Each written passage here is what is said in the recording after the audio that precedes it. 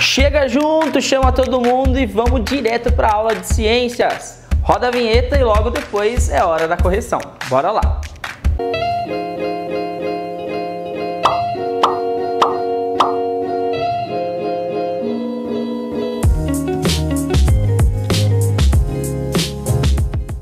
Saudade de vocês, a gente tá aqui de volta na nossa escola, tá bom? Sei que vocês estão aí em casa morrendo de saudade, a gente veio dar um pulinho aqui só pra gravar a correção. Você ficou desesperado, socorro professor, pelo amor de Deus, eu não vou conseguir corrigir, mas calma, tá bom? Você vai pegar sua apostila, seu caderno e agora a gente vai começar a fazer um passo a passo, tudo bem?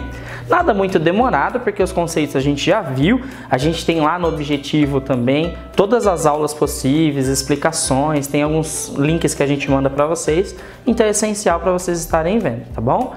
Então nessa retomada das aulas pós-férias, que vocês já estão descansados, tá todo mundo muito bem, tá com a pele bonita, já dormiu mais do que o urso, então agora é hora da gente voltar às nossas habilidades, voltar ao dia a dia corrido, tudo bem? Então o que vai ser necessário? Vocês acompanharem aquele roteiro de estudo que a gente vai estar passando para vocês, juntamente da coordenação. Naquele roteiro tem os links das aulas no encurtador que vocês vão acessar. E aí todo o conteúdo vocês vão estar vendo lá dentro do portal do objetivo, ok? Lá você vai ver toda a interação da professora e do professor que estiverem ministrando as aulas para vocês. Nesse conteúdo aqui, a gente vai preparando as aulas para a gente fazer a live e nas lives a gente vai conversando, vai falando sobre as temáticas e tirando dúvidas dos próprios conceitos que vocês já viram, tá? Por que o Pro tá mandando esse vídeo para vocês? Nós, enquanto tivemos aquelas 3 lives que nós tivemos nos dias de aula, foi muito top, muito da hora. E a gente não conseguiu corrigir algumas atividades. Então, durante esse período de férias, liguei para o papai e para a mamãe, conversei um pouquinho com vocês e foi autorizado a gente mandar esse vídeo. Então esse primeiro vídeo nada mais é do que para aproximar de novo, para vocês relembrarem alguns conceitos que a gente já tinha visto, tá? Então não vamos nos perder. Relembrando sempre os conceitos de cadeia e teia alimentar, relembrando o conceito de fotossíntese, de fluxo de energia, tá? Então todos esses itens fazem parte diretamente da ecologia, tá? Esse estudo nada mais é do que o estudo do espaço em que nós estamos inseridos. E nós temos que entender que nós temos várias inter-relações com os outros seres vivos, tá? Lembrem-se daqueles seres bióticos e abióticos que eu já tinha comentado com vocês também em sala de aula e que a gente fez anotação no último processo, tudo bem? Mas vamos para a correção. Lá na tarefa 6, nós vamos falar um pouquinho sobre os conceitos fundamentais da ecologia. Tá lá na página 57, tá? Do livro 1 de vocês, da apostila 1.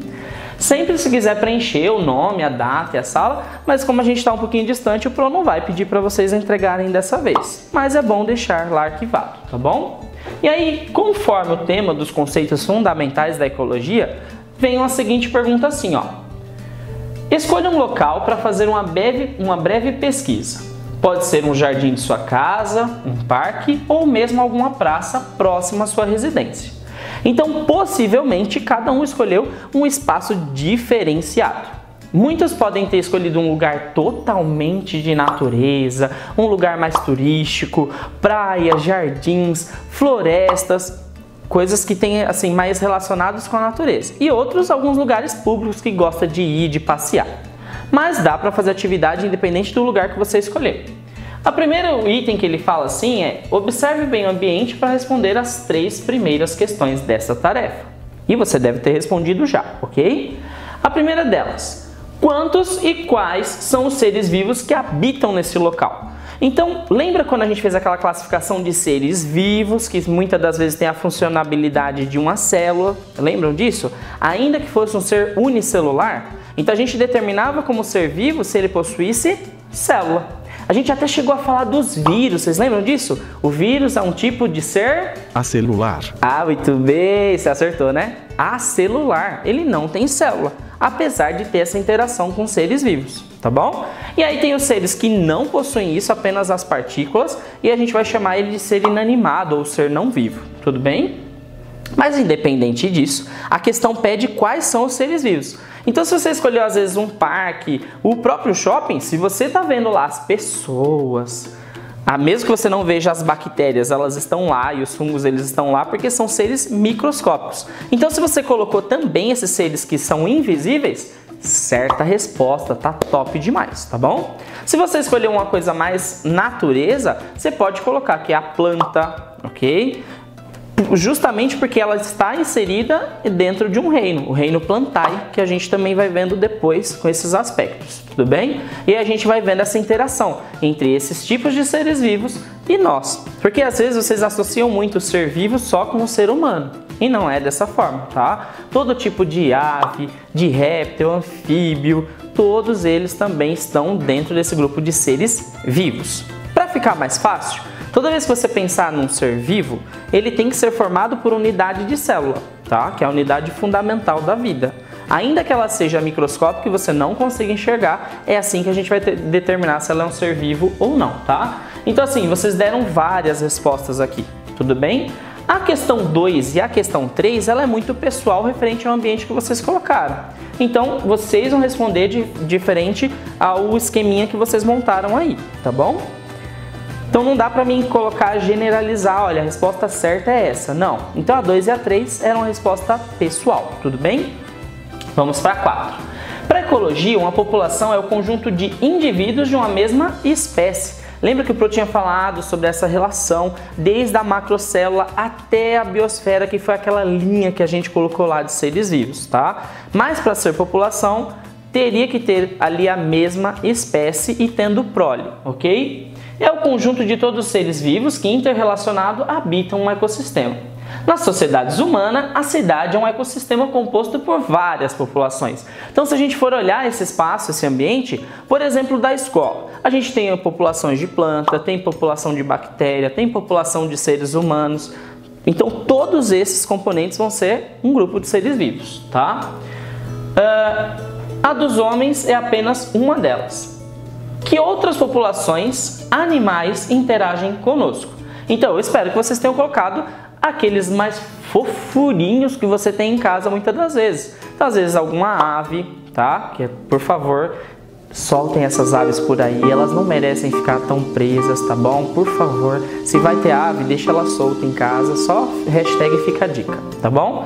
Mas tem os cães, tem os gatos, tá? Então assim, são muito popular e são seres vivos também. Era necessário que vocês tivessem colocado. E aí tem uns seres que vocês têm contato, mas vocês ficaram, acho que eu não vou colocar isso, professor, dá nojinho.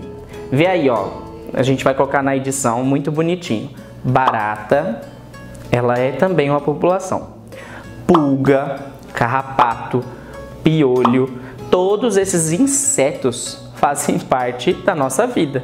E por incrível que pareça, eles são essenciais para o nosso ecossistema, para a nossa ecologia. Se a gente tira eles da nossa vida, deu ruim, hein? Não tem jeito. Então a gente necessita deles. Quando nós formos falar sobre essa biodiversidade dos insetos, aí o Pro vai falar um pouquinho mais dessa importância para nós que eles têm e a gente às vezes não enxerga, tá? Então até mesmo esses seres mais asquerosos, eles são essenciais para a nossa vida.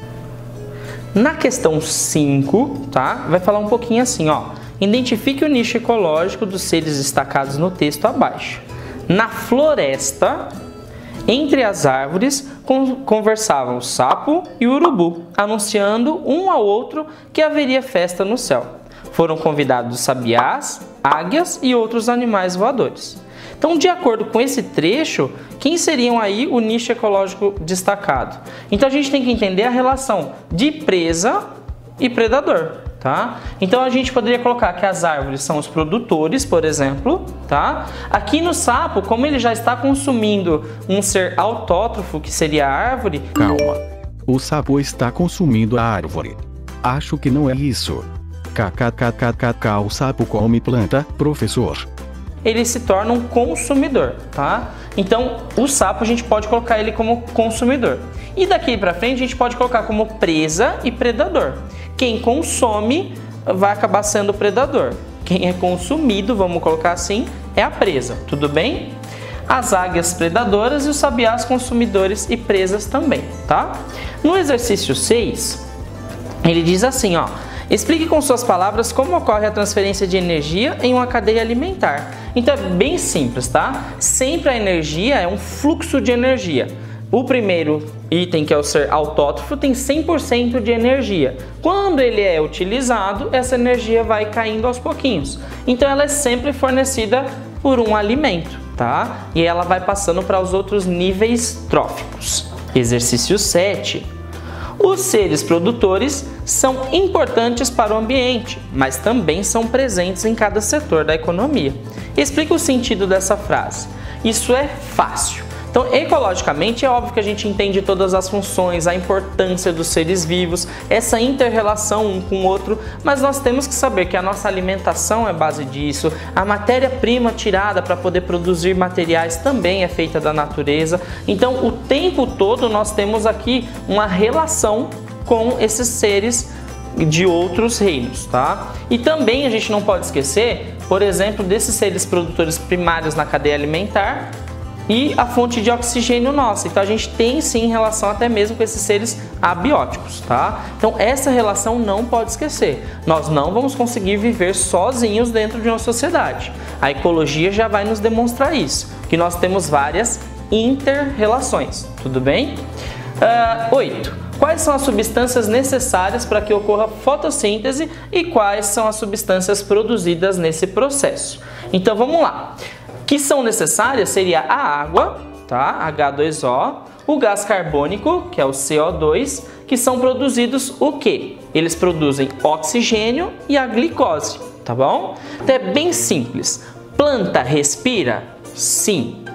Planta faz fotossíntese? Sim, ok? Somente elas e os seres, por exemplo, de cianobactérias. Os cianofícios, eles vão acabar produzindo lá oxigênio para nós, tá? Os seres de fitoplâncton também, que a gente viu até em sala de aula, são ali média 80% de toda a parte de respiração e troca gasosa é feita por eles, tá? Então não vamos esquecer desses conceitos, tudo bem? Para respiração, entrada de oxigênio, saída de gás carbônico. Para a fotossíntese, inverte esse processo de uma forma simples. Entrada de CO2, que é o gás carbônico, o carbono presente nessa troca gasosa vai ficar dentro da planta, que vai servir de nutriente, e é ele, o carbono, que vai se transformar em glicose, que é o açúcar para a planta. E aí ela libera o oxigênio para o ar, para o ambiente. Tá? Enquanto tiver a produção de luz, ela ainda está fazendo o processo de fotossíntese. Já a respiração, ela pode fazer no decorrer do dia todo. Beleza? Galera, esse é o primeiro passo de correção e fica ligadinho para o segundo passo da lição e a tarefa 8, tá bom? Aquele abraço, até a próxima!